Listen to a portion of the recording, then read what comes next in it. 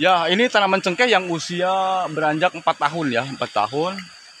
Dan alhamdulillah pertumbuhannya sangat rimbun sekali sahabat ya. Karena pemilihan awal daripada pemilihan bibit itu sebelum saya tanam, saya seleksi dulu bibitnya ketika saya semai. Dari mulai biji, bahkan biji ya, bukan hanya bibit. Yang berukuran paling besar itu sendiri paling besar di antara biji-biji cengkeh yang lainnya, dan calon tunasnya itu lurus vertikal di bawah, maka itu yang layak, yang pantas disemai di balai bibit atau di tempat-tempat penakar ya. Kalau seumpamanya biji cengkehnya itu keluar dari samping, itu sangat tidak layak sekali untuk kita semai. Tumbuh hanya saja dia akan mengeluarkan biaya yang jauh lebih banyak karena kita harus terus pacu dengan pupuk dia. Karena pupuk itu tidak gratis, pasti beli ya, begitu. Sekalipun banyak pupuk kotoran hewan di lingkungan kita, di sekitaran kita, otomatis kan kita harus pakai bayar tenaga orang ya, atau bayar buruh honornya. Jadi seleksi dulu masalah bibit supaya tanaman ini cengkehnya ke depannya pertumbuhannya cepat ya, cepat besar, tidak kesal dan tidak banyak mengeluarkan biaya. Dan yang kedua, dia akan memiliki percabangan yang banyak dan memiliki juga daunnya yang rimbun. Oke, simak terus videonya sampai dengan selesai. Saya akan melanjutkan ulasannya bagaimana tentang tanaman cengkeh yang supaya rimbun dan berbuah lebat ya. Kita sama-sama sharing belajar soal otodidak cengkeh di sini. Terima kasih. Assalamualaikum warahmatullahi wabarakatuh. Sampai jumpa lagi di channel saya Rudian Putra sahabat. Di sini saya sedang menyiram dan barusan bersih-bersih gulma untuk tanaman cengkeh yang usia remaja yang beranjak 4 tahun ya. Ini seperti ini fisiknya. Dan yang di bawahnya ini adalah usia 1 tahun. Dan sebelumnya saya tanami pisang ya. Tanam pisangnya sebagian sudah mulai punah atau tidak saya budidayakan lagi. Saya selangi dengan tanaman cengkeh. Jadi ketika cengkeh nanti sudah beranjak generatif usia 5 tahun ke atas, pohon pisang dipinggirkan atau disingkirkan ya. Jadi begini sahabat, kemarin ada yang bertanya soal tanaman cengkeh supaya daunnya rimbun ya. Daunnya rimbun, beliau bilang bagaimana pola pemupukannya katanya. Sebenarnya itu pemupukan saya bilang di video-video saya sebelumnya nomor 5 lah atau nomor 7. Kenapa? Karena di cengkeh ini ya tidak hanya pemupukan, meskipun pemupukan itu sangat esensial bagi semua tanaman, terutama tanaman cengkeh ya. Jadi yang kita harus jaga, yang perhatikan itu adalah kebersihan gulma di bawahnya ya, dan praksi tanahnya juga. Jangan sampai tanah itu adalah liat dan di bawahnya itu terlalu padas ya, sehingga drainase tanahnya juga jangan sampai buruk, sehingga daya serap airnya terhadap tanah itu sangat kurang ya. Jadi bisa mengakibatkan kematian pada tanaman cengkeh juga ya, bukan rimbun, malah bisa mati bujang, masih mati gadis. Jadi belum mati sebelum waktunya kan gitu. Oke, jadi kita bersama-sama sharing belajar soal otodidak ya. Kita belajar otodidak aja. Sama saya juga otodidak. Bukan siapa-siapa, saya di sini sebagai petani tradisional tentunya, petani kampung ya. Cuma hanya saja dari keturunan, memang leluhur saya itu adalah seorang petani. Jadi otomatis kesayangan juga, biarpun saya pergi kemana-mana, yang namanya pertanian tidak mungkin luput atau lupa daripada pemikiran saya.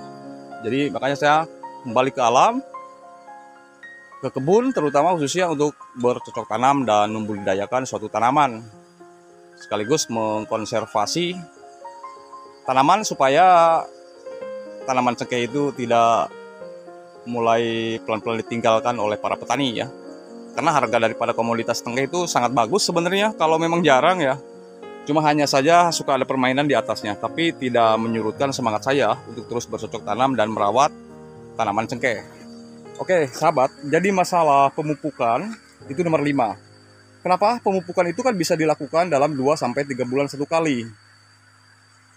Ya, durasi pemupukan. Jadi bawahnya itu harus bersih dari gulma liar yang bisa merugikan tanaman, yang bisa melilit dahan. Dan yang ketiga, kita harus menggemburkan tanahnya di sekitarannya, karena tanahnya itu jangan sampai padas dan liat, Kalau semakin lihat padas atau di bawahnya itu banyak cadas ya, bisa menyebabkan kematian. Soal pemupukan apa? Pupuk itu bebas ya. Yang jelas untuk fase pertumbuhan supaya daunnya rimbun, pakailah pupuk yang kadar unsur haranya nitrogennya tinggi ya. Kadar nitrogen yang tinggi. Kenapa? Karena nitrogen itu sangat penting sekali untuk suatu tanaman, apalagi tanaman fase generatif ya. Jadi kalau memang pakai nitrogen, bisa melakukan pupuk kandang ya, pupuk kandang dari hewan ya, atau pupuk hewan, kotoran hewan yang sudah terkomposting ataupun yang sudah jadikan organik. Kita malas misalkan membuat organiknya, bisa dikomposkan dulu atau didiamkan dulu selama 3-6 bulan sampai dia berubah warnanya dari kotoran hewan itu. Kalau masih keluar dari perut hewan itu kan itu masih banyak gas amoniak dan hama patogen, bakteri yang bisa merusak tanaman yang tadinya kita mau meniatkan merimbunkan, menyuburkan dan menghijaukan, malah tanaman kita akan mati dari kotoran hewan yang belum terkomposting kan, seperti itu. Di sini hanya berbagi pengalaman saja soal tanaman cengkeh, bagaimana tanaman cengkeh supaya rimbun.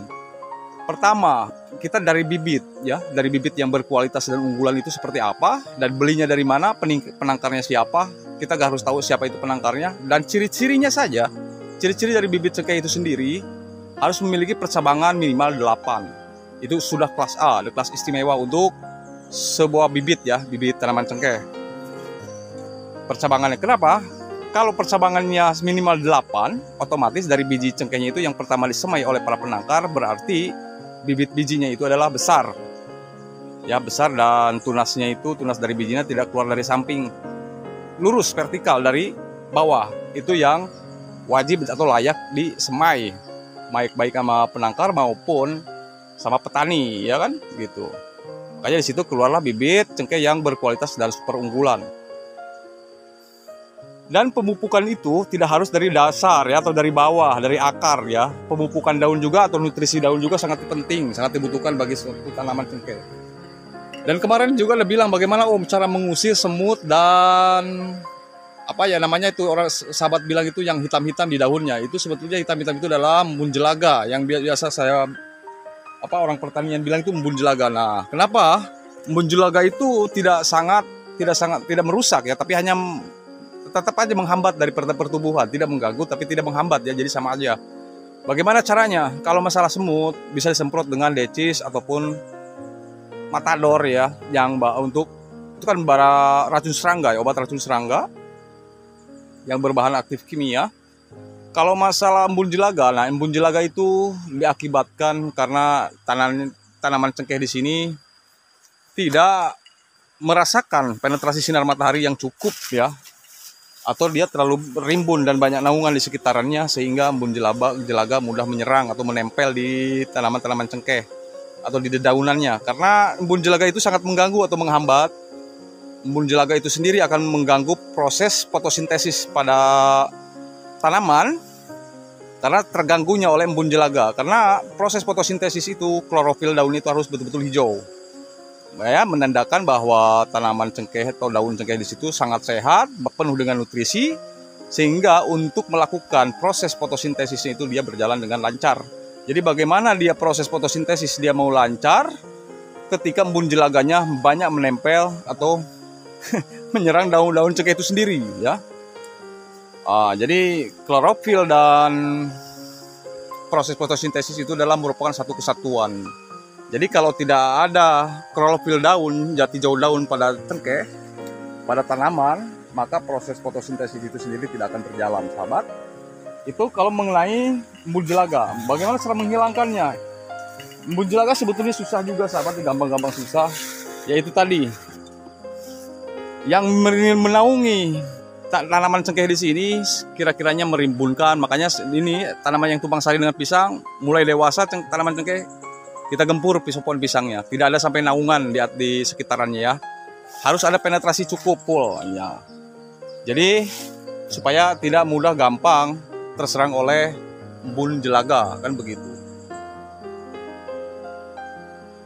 Untuk jarak tanam berapa kali berapa? Sebetulnya semakin dia lebar tanaman apapun itu, maka tanaman itu akan semakin bagus kalau jaraknya lebar. Nah, bagaimana kalau lahannya yang pas-pasan? Kalau lahannya pas-pasan ya kasih aja 8 meter ya. 7 atau 8 juga tidak apa-apa, karena percabangan daripada tanaman cengkeh di situ tidak selebar tanaman durian ya. Tanaman durian itu dahannya itu kan menjalarnya itu bisa 4 sampai 5 meter ya ke samping semakin dia dewasa. Beda dengan tanaman cengkeh. Tanaman cengkeh itu kan tidak begitu dia lari ke samping, hanya aja dia rimbun pada daun. Nah, itu tadi kita bahas terus ya masalah tentang daun supaya rimbun. Itu tadi pemilihan awal bibit harus bercabang 4 ya sebelum ditanam, cabang 4, dan kita pola penanaman juga harus baik, benar. Penggemburan juga ya, masalah kalau ada pupuk organik kasih organik lah bawahnya ya. Kalau tidak ada ya pupuk, minimal pupuk hewan yang sudah terkomposting, yang sudah berubah warnanya dari hijau sampai dia warna coklat-coklatan, itu sangat layak sekali untuk dijadikan pupuk ya. Kalau masih dia basah, masih bau, jangan sampai ya. Kita hanya sharing aja, berbagi pengalaman. Karena yang ditanyakan sama netizen itu atau subscriber saya ya, beliau bagaimana pengalamannya, yaitu tadi adalah pengalamannya seperti itu. Bibit cengkeh minimal harus yang kualitas perunggulan, tegak, ya, kekar, memiliki ranting-ranting dahan-dahan yang banyak atau 8 minimal supaya cepat pertumbuhannya dan merimbun. Kalau masalah rimbun pendek tidak tinggi kan bisa di pruning atasnya sahabat. Kita melakukan pruning itu kan melakukan akan memperbanyak percabangan dan akan kokoh percabangannya juga, batang utama dan dahan-dahannya juga, dan akan melebatkan daun pada cengkeh itu sendiri. Karena semakin lebatnya daun itu cengkeh sendiri, di masa generatif dia akan semakin banyak mengeluarkan buah. Nah, soal pembuahan itu, pupuk buah sebetulnya banyak ya, banyak. Tapi kalau kita balik lagi ke alam, karena alam itu sendiri tak bisa diprediksi, apalagi alam sekarang ya, cuaca sekarang maksudnya. Tak bisa diprediksi, sekaligus kita maksimal mungkin melakukan pemupukan pupuk buah. Tapi kalau curah hujannya tinggi, nah dia akan stimulir juga sahabat ya, akan stimulir juga oleh air hujan itu sendiri ya. Karena air hujan itu sendiri berkadar nitrogen tinggi. Jadi setiap kadar nitrogen tinggi tidak akan menimbulkan banyak buah kalau untuk tanaman fase generatif, malah akan menstimulir buah menjadi daun. Jadi hanya itu saja sahabat, mudah-mudahan paham ya, bisa dipahami, kurang lebihnya mohon dimaafkan. Karena saya buru-buru juga, ini harus melaksanakan sholat Jumat sebentar lagi untuk di siang hari ini. Mohon maaf kurang lebihnya. Sampai jumpa lagi di video saya selanjutnya, dan silakan kalau ada kritik, komen, saran yang membangun, tulis di kolom komentar. Insya Allah akan saya jawab semampunya saya. Terima kasih, dan akhir kata assalamualaikum warahmatullahi wabarakatuh.